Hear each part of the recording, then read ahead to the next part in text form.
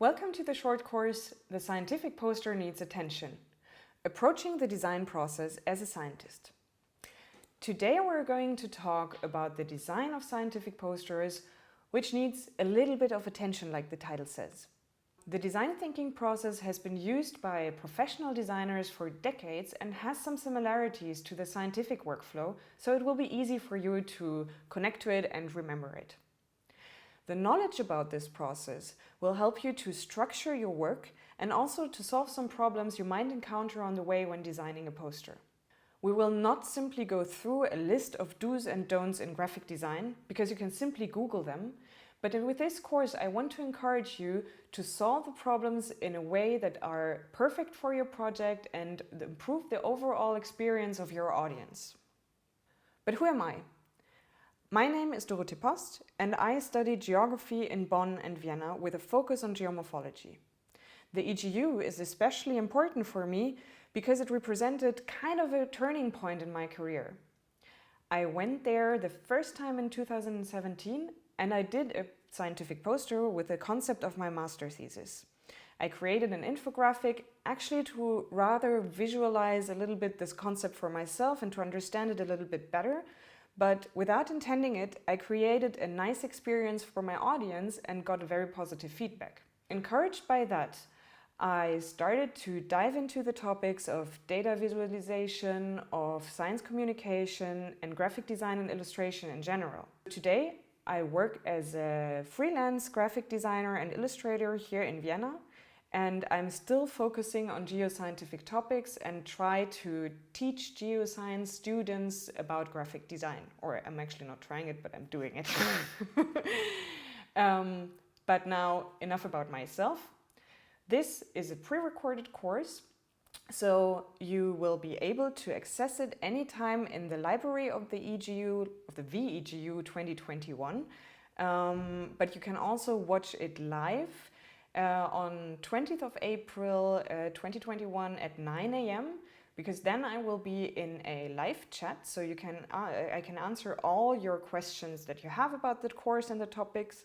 But if you're watching it outside of this time frame, just feel free to write me an email with your questions or contact me via Instagram, or just visit my website. There is a contact form as well.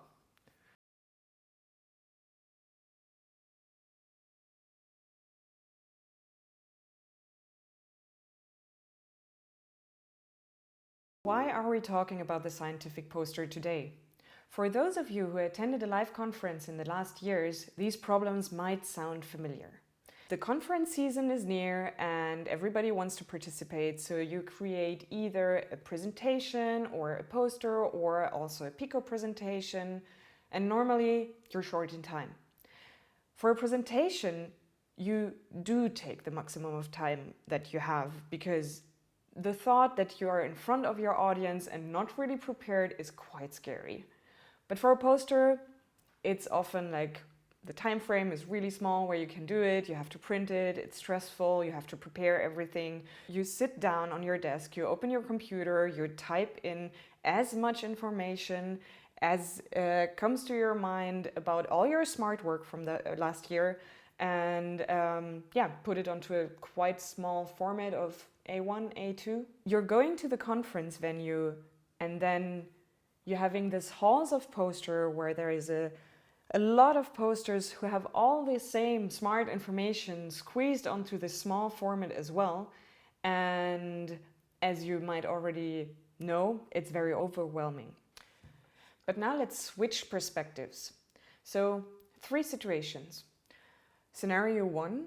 The person is specifically interested in your work and already discovered your scientific poster in the conference program and is specifically going to your poster spot. In this case, when you're not there, it's really good that there is a lot of detailed information about your research that the person can learn about. In the other 2 scenarios, for example, a person is taking a break from all the presentations and going to the poster hall to just, I don't know, enjoy a little bit reading about the research of other people. But then you're in this hall and you're walking through and there is one poster next to the other, having like 2, 3 lines title, a lot of complex graphics, a lot of information squeezed onto that format. In the other situation, it's networking time. So you got yourself a beer or a glass of wine and you're looking for interesting people to talk to. Also then, it's very, very hard if you have a poster that is crammed with information to really stop, and then there's the person standing next to you that wants to talk. Is how much are you really understanding about the work from that specific person? If a poster is poorly designed, it can be just overwhelming, and in the end, nobody is actually keeping all your interesting research in mind. How come that this problem occurs? Actually, this is because we can open up our laptops, we can open a program, and we start typing in all our content into the graphic program without even really thinking about what we're doing up front. That happens because a scientist is not and shouldn't have to be a professional graphic designer. Because a graphic designer is trained in putting typography, colors, pictures, and forms onto a certain format and to communicate some information with that.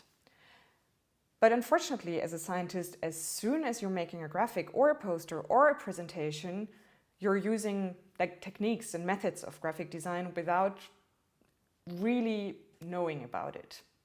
So why are we then today not talking about arranging fonts and colors and forms to communicate a message?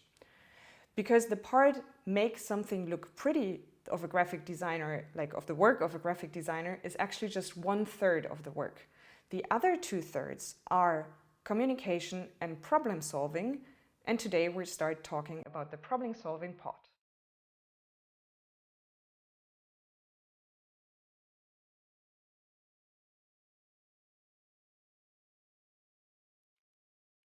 So what is the design thinking process?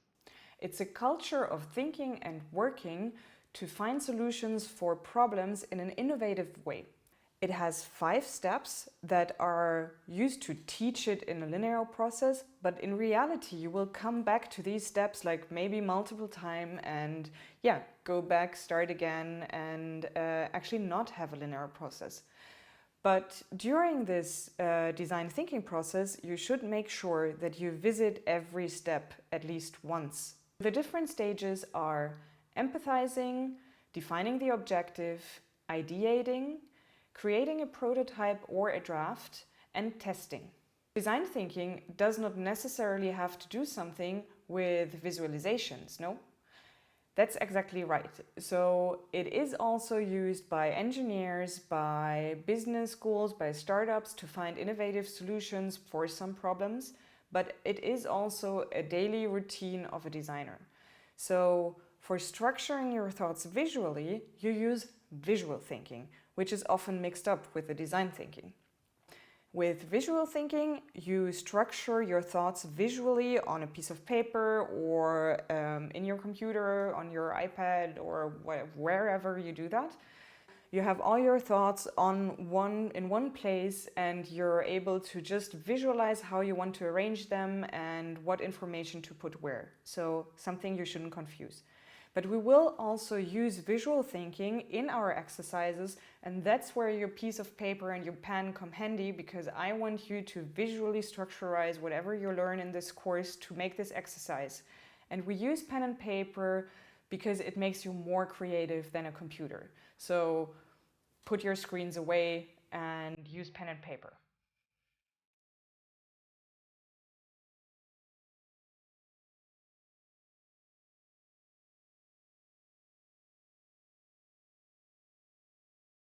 As mentioned before, in design, whatever you create should be user-centered. So this first part of the design thinking process is dedicated to empathizing with your audience.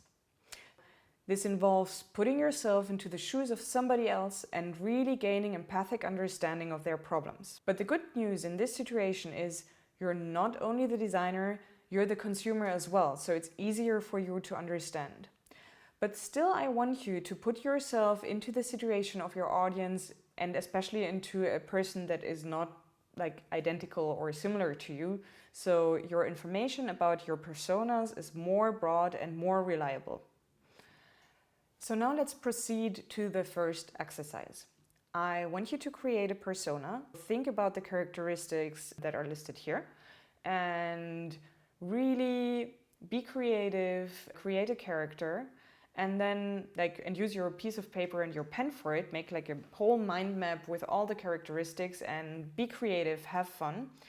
If you're attending the live session, please post like a short description of your persona in the chat so we can pick some personas out there, and we have like a bunch of them, because normally for a project you create between 2 and 7, so you have a broad audience and can really think about it, because your problem, like for example your scientific poster, will not be only viewed by one specific character. And yes, I'm very curious what you come up with, and will also explain you how my persona looks like in a couple of minutes. Enjoy!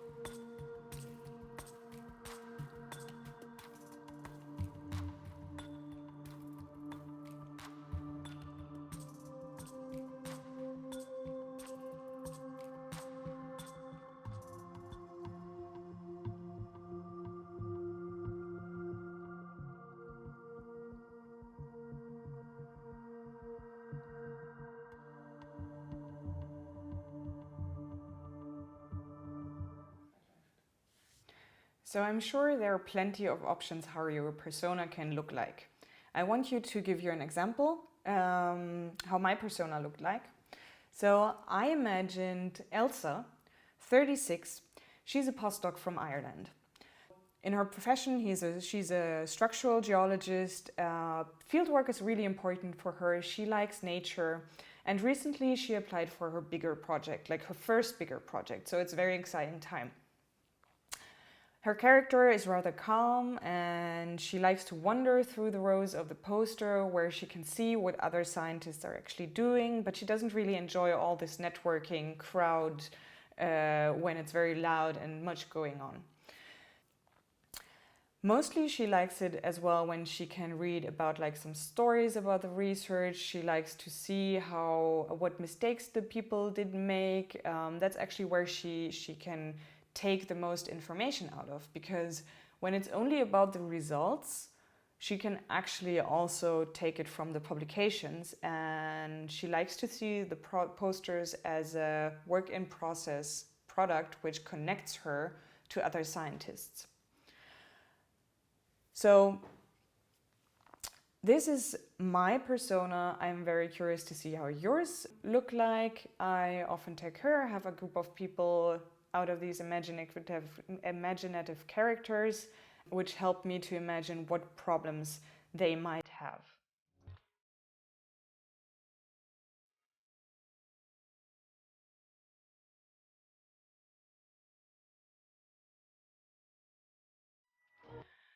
So the next step is to combine the information you obtain from your empathizing stage and to really pinpoint the problem. It immediately leads us to the next exercise. I want you to make a problem statement. This should be a sentence that is short, that is really on point, no scientific language, so just one problem per sentence and maximum 2 or like really maximum 3 problems, because otherwise it will be too chaotic to solve a lot of problems at a time. I really want you to concentrate on what's important. So make 2 sentences and post it into the chat if you're attending this session live. But let me still mention the most important rule again. The statement has to be user-centered, because only if your problem statement is user-centered, then the solution will be as well. And this is actually the condition to make your work successful. Don't formulate a sentence which is something like, I want to create the most beautiful poster in the shortest time frame because my supervisor asked me to. Start your sentence with, my audience needs to whatever, my viewer should have this and that experience.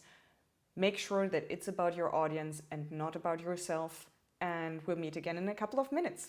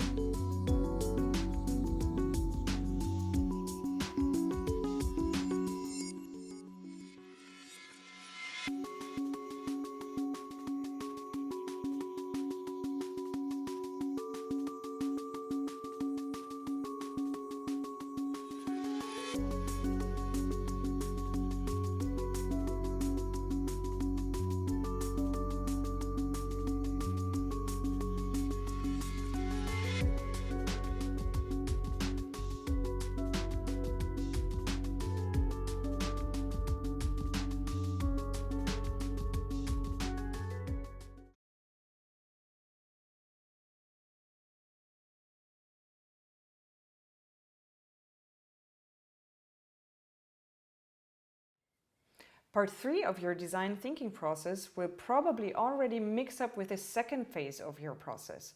So as soon as you're thinking about any problem, you're automatically already thinking about the solutions. But this is a separate step. It's called the ideation step. Here, it's basically a brainstorming exercise about your solutions.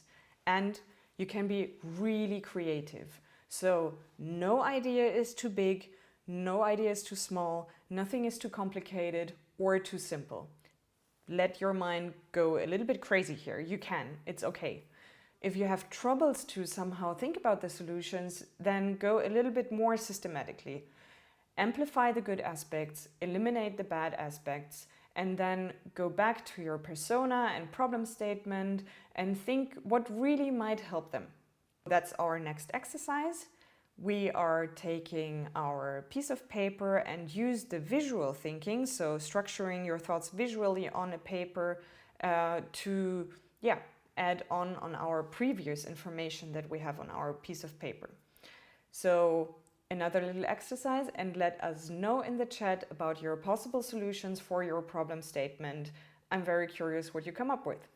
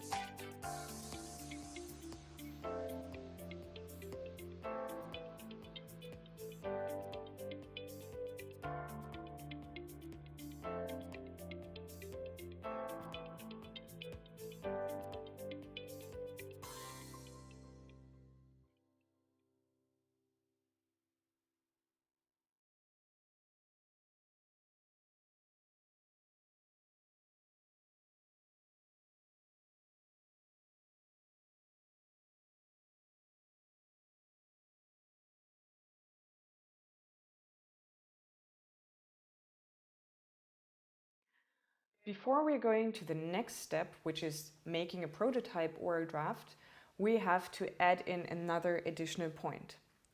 Because we're not professional graphic designers here, we have to make some research in between. It's basically the learning of skills. It is good to have an open mind while the ideation process, but then before really starting to do something, you have to get inspiration from other sources. So how do you get there? First one is quite easy.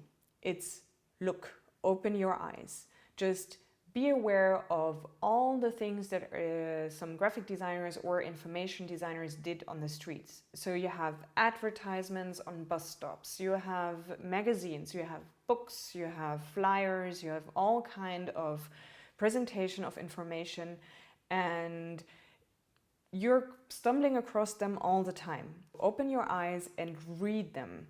Why does something look appealing or less appealing? Ask yourself and train your visual legibility over time. It will improve, I promise. The downside is, of course, if you don't do that, you will not be able to solve your visual problems for your audience. So you have to invest a little bit of time. But so you're not discouraged by that, just take it one step at a time. My tip is that you learn one thing about graphic design before each step you're taking in your scientific career. So before each graphic you design, presentation, poster, just look in the internet and find one additional piece of information that you apply when you're designing something. If you're interested in graphic design in general, I can also really recommend you to use the internet and the platforms that professional designers use to present their work to also get inspiration.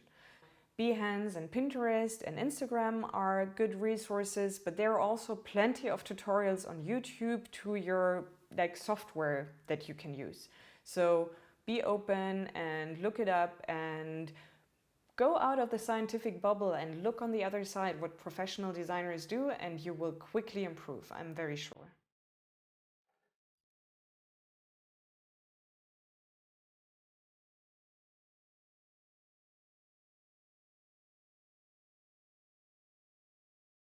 So now it's time to go to part 4 of our process. It's creating your prototype. And it's also time to slow down a little bit after being creative in the ideation process. What are the resources you have? How much time do you have? What is the access to your software? And what skills do you have? It's important to adapt to the resources as well. That's just important to be realistic in the end. But I also want to give you some tips on how to avoid the problem of overwhelming my audience with a scientific poster, which I addressed in the beginning. What I always do is to rank all the information that I want to put in there after their importance. If there is too much information on the poster afterwards, I can go back and see what is the really important part and put everything away that is not needed. If you're not really sure what's important or not, put yourself back into the situation of your persona again and try to understand from their perspective what is their need. Another point, if you're not really sure, if you're missing out some important information, is also that you can put a link or a QR code or a printed version of your paper next to the poster. So if the person is really in-depth interested in your research, they can still look it up and have the opportunity to gain more insight on your work. For the composition of the poster, it is always useful to first use the visual thinking tools and use your pen and paper to make the composition up front and not open up your computer too fast. If you have done that, then it's finally time to use your software.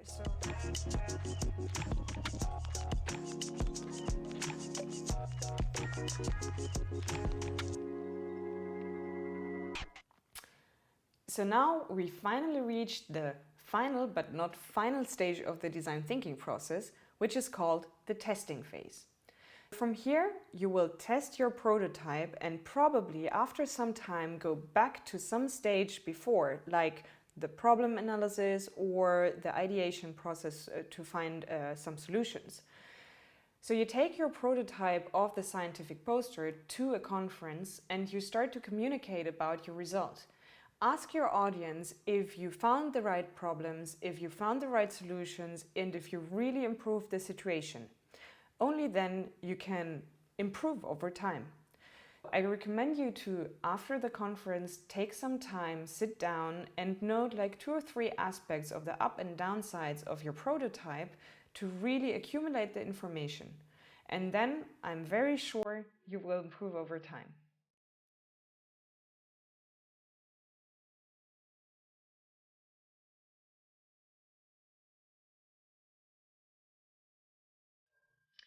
So we're almost at the end of this short course. But before we finish, I still want to summarize what we talked about today. We started with a problem statement that there is the danger of overwhelming our audience with all the scientific posters on a conference. How do we solve that? We learned about the design thinking process today. So this process helps you to structure your work and also to gain confidence about your work. We start with putting ourselves into the situation of our target audience to really understand their problem. Afterwards, we make a problem statement which is short and really describes what the problem is we want to solve. And then we go into the ideation phase where we, in a brainstorming exercise, put all the possible solutions on a paper. For that, we use visual thinking to structure our thoughts visually on a paper and not only in our minds. After the ideation, we are going to make a prototype, but in between it is important to also do some research on professional design platforms or also on the street. Just open your eyes and look on the work of other designers and you will improve over time. Then you design your prototype and take it for the testing phase to a conference and communicate with your audience.